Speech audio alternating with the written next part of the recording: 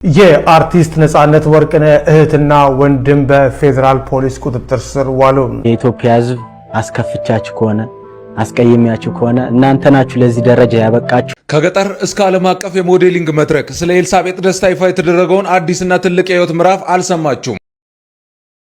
የአርቲስት ነጻነት ወርቅነህ እህትና ወንድም በፌደራል ፖሊስ ቁጥጥር ስር ዋሉ።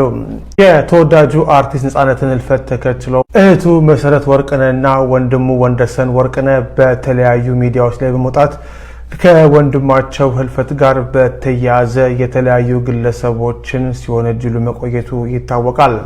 ይህን ተከትሎም መሰረትና ወንደሰን ዛሬ ከመኖሪያ ቤታቸው በፖሊስ ቁጥጥር ስር የዋሉ ሲሆን በአሁን ሰዓት ላይ በፌደራል ፖሊስ ቁጥጥር ስር እንደሚገኙ የቤተሰብ ምንጮች ለዛሀበሻ ገልጸዋል።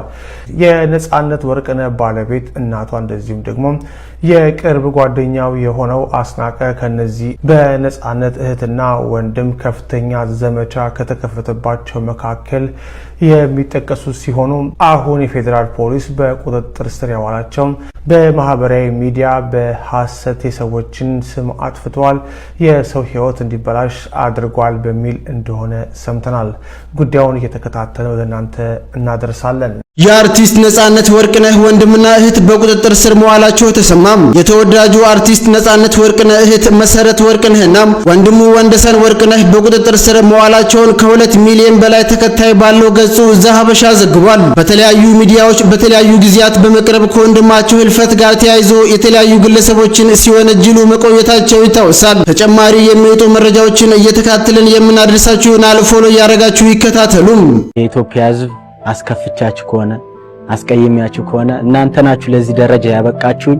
ዛሬ ላይ 1 ሚሊዮን ፎሎወርስ ያለኝ እናንተ ፎሎ ስላደረጋችሁ ነው፣ እንድለወጥ ስለምትፈልጉ ነው፣ እንዳድግ ስለምትፈልጉ ነው እንጂ ፎሎ 1 ሚሊዮን ፎሎወርስ ትንሽ አይደለም። ይሄን ያህል ሙሉ ያደረጋችሁልኝ በጣም ከልብ ያመሰግናለሁና በጣም ይቅርታ ልጠይቃችሁ ፈልጋለሁ።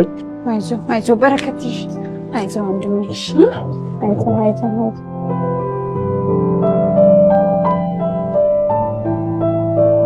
ብዙ ሱሶችን ያልሞከርኩ ሱስ የለም ግን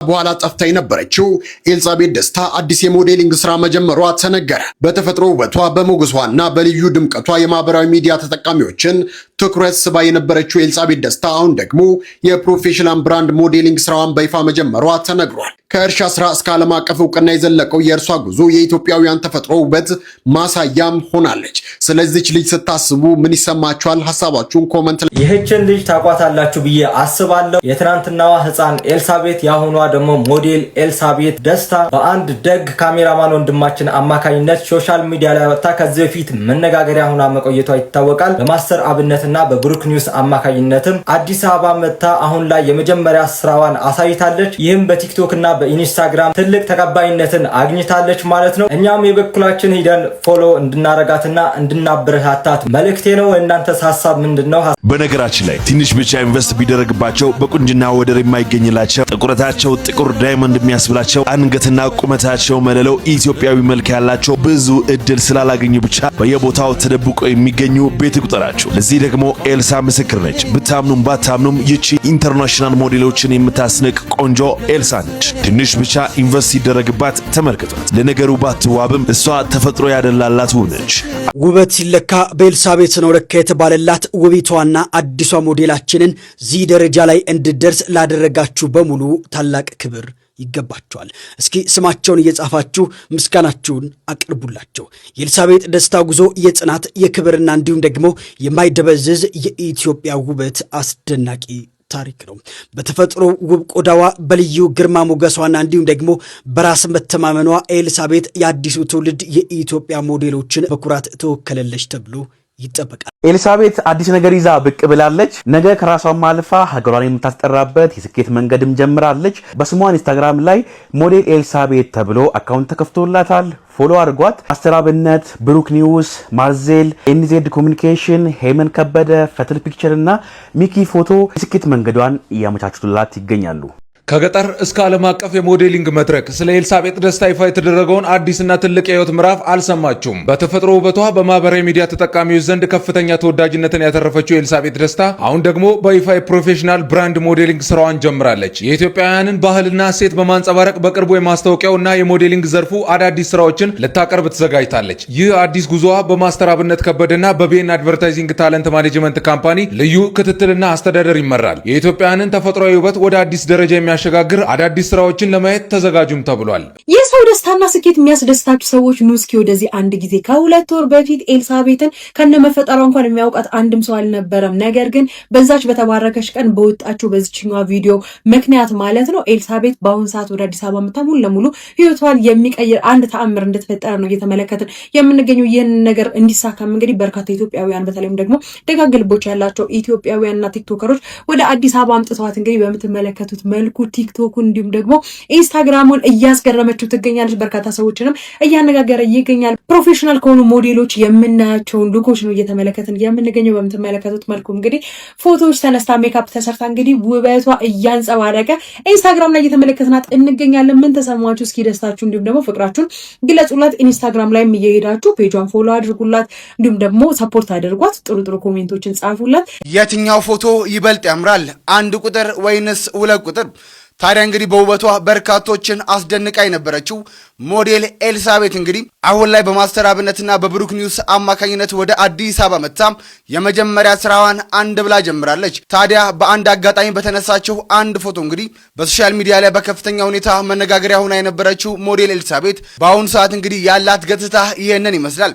ታዲያ የትኛው ለእናት የተሻለ ነው? 1 ቁጥር ወይንስ 2 ቁጥር? እኛም እንግዲህ ከዚህ በላይ ትልቅ ቦታ ደርሳ እንድናያት ምኞታችን ነው።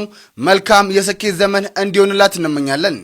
ጋይስ ኤልሳቤጥ እንግዲህ ከዚህ ወደዚህ ተቀይራለች ማለት ነው። ጋይስ እንዴት አባቷ ነው የምታምረው እቺ ልጅ። ያኔም እዛም እያለች ማለት ነው ፎቶዋ ከተለቀቀ በኋላ ሁላችንም ውብ ቆንጆ ብለን ስናሞግሳት ነበር ማለት ነው። አንዳንድ ሰዎች ደግሞ አራች ምኗ ነው የሚያምረው ስትሉ ነበር። ጋይስ አሁንስ ምን ትላላችሁ? እስቲ በዚህ ላይ ሐሳብ ትበት። እንግዲህ ኤልሳቤጥ ደስታ ዓለም አቀፍ የሞዴሊንግ ስራዎች ሰራለች ተብሎ ይጠበቃል። በዚህም ደግሞ ኢትዮጵያን ታስጠራለች። እንግዲህ እኛ ውብ ብለናታል። እናንተስ ምን ትሏታላችሁ? ሐሳባችሁ ኮሜንት ላይ